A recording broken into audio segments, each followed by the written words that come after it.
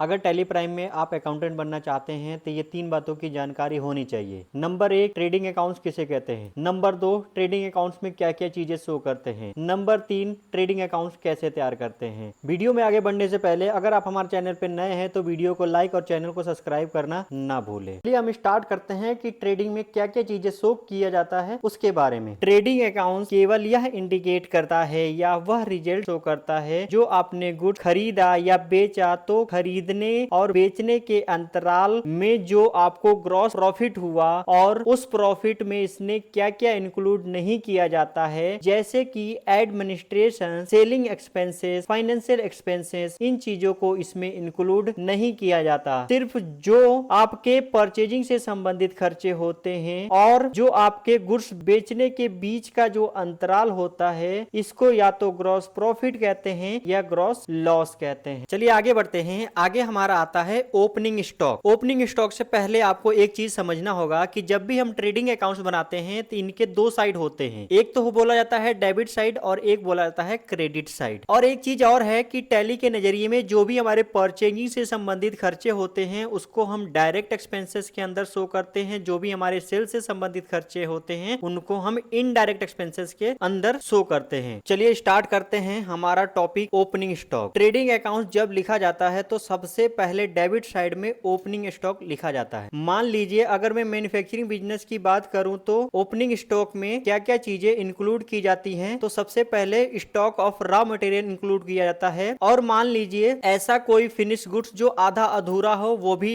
Opening stock में include होता है और जो पूर्णतः तैयार हो गया हो वो भी इंक्लूड होता है। ये सभी इकट्ठा ओपनिंग बैलेंस में शो किया जाता है। नेक्स्ट हमारा आता है परचेस एंड परचेस रिटर्न। तो आपको हम समझाना चाहेंगे कि परचेस और परचेस रिटर्न क्या होता है। परचेस वो होता है जो भी हम गुड्स खरीदते हैं और हमारा उद्देश्य होता है कि आगे हम इसे रीसेल करेंगे तो वो हमारा परचेस कहलाता है। परचेस रिटर्न क्या होता है कि जो भी हमने खरीदा और किसी कारण से कुछ गुड्स खराब हो गया तो हम उसको वापस करते हैं तो वो हमारा कहलाता है परचेस रिटर्न। अगर हम ट्रेडिंग बिजनेस की बात करें तो वहां पे फिनिश गुड्स खरीदा जाता है और आगे रीसेल किया जाता है। तो चाहे हमारी परचेजिंग उधार की हो चाहे नगद हो, दोनों परचेस में शो किया जाता है। फिर बाद में परचेस में से परचेस रिटर्न को माइनस करके आउटर कॉलम में शो किया जाता है। नेक्स्ट हमारा है cartage, carriage inward and freight. जो ट्रांसपोर्टेशन चार्जेस होते हैं जो गुड्स के मूवमेंट पे लगाए जाते हैं। जब गुड्स एक जगह से दूसरी जगह पे जाता है तो वो ट्रांसपोर्टेशन चार्जेस लगाया जाता है। ट्रांसपोर्टेशन चार्जेस में भी वो इनवर्ड भी हो सकता है, आउटवर्ड। इनवर्ड मतलब परचेजिंग से संबंधित हो सकता है, आउटवर्ड मतलब सेल से संबंधित भी हो सकता है। अगर ये परचेजिंग से संबंधित खर्चे हैं तो ये ट्रेडिंग अकाउंट्स के डेबिट साइड में जाएंगे। अगर मान लीजिए हम सेल करते हैं उससे संबंधित खर्चा है तो ये profit and loss account. Next हमारा आता है इंपोर्ट ड्यूटी या एक्साइज ड्यूटी। जब हम इंडिया से बाहर सामान परचेस करके लेकर आते हैं वहां पर हमें इंपोर्ट ड्यूटी या एक्साइज ड्यूटी देनी पड़ती है। तो ये हमारे ट्रेडिंग अकाउंट्स के डेबिट साइड में शो होते हैं। अगर हमने परचेजिंग किया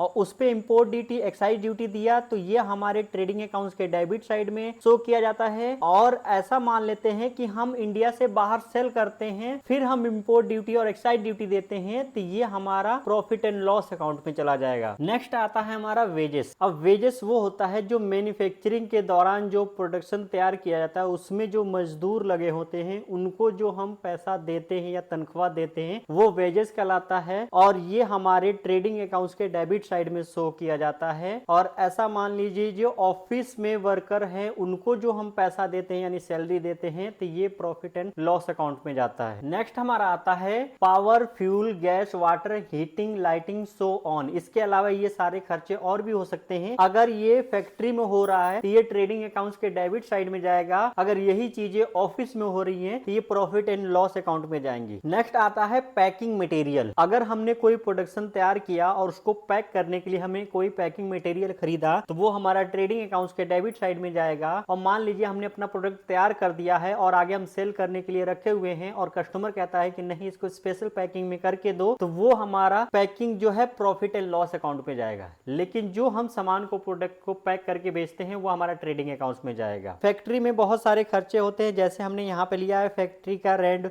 फैक्ट्री का इंश्योरेंस, ये सारे खर्चे होते हैं वो ट्रेडिंग अकाउंट्स के डेबिट साइड में जाते हैं। अगर ये ऑफिस का होता है तो ये प्रॉफिट एंड लॉस अकाउंट में जाएगा। अगला चैप्टर जो आएगा उसमें हम ये सीखेंगे कि ट्रेडिंग अकाउंट्स कैसे बनाया जाता है। तो आज हमने सीखा कि ट्रेडिंग अकाउंट्स में क्या क्या चीजें शो करते हैं। अब अगला टॉपिक आएगा कि ट्रेडिंग अकाउंट्स कैसे बनाया जाता है। तो धन्यवाद।